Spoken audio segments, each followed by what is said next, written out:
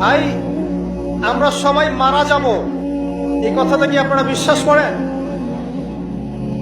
এই কথা যে বিশ্বাস করে যে পৃথিবীতে সে চিরস্থায়ী নয়, চিরদিন থাকতে আসে নাই, সে কি পৃথিবীতে উদ্ধত আচরণ করতে পারে? পাপ করলেও তো সে তওবা করে ফিরে আসবে, তাই নয় কি? এখন মানুষের চলাফেরা দেখলে কি মনে হয় যে মানুষ মারা যাবে কখনো? আমাদের সবার সামনে মৌত অপেক্ষা করছে। এই যে আমরা এখানে যারা বসে আছি, আজকে থেকে হয়তো 50 বছর পর কেউ থাকবো, হতে পারে না? হতে পারে না? 50 বছর অনেক বেশি বলেছি আমি, দেখেন না সামনে কি হয়।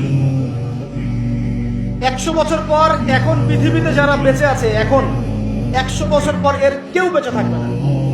প্রত্যেক 100 বছরে জেনারেশন চেঞ্জ হয়ে যায়, জানেন?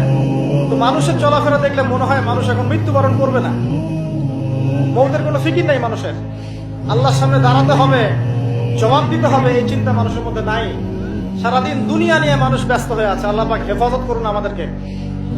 তো পরকালের ক্ষতি দেখেন, মানুষের সামনে অপেক্ষা করছে মৌত, মানুষের সামনে অপেক্ষা করছে কবর। কবর যেখানে কেউ যাবে না, আপনি আমি কেউ না, মানে কেউ কারো কবরে যাব না, কেউ কারো কবরে না।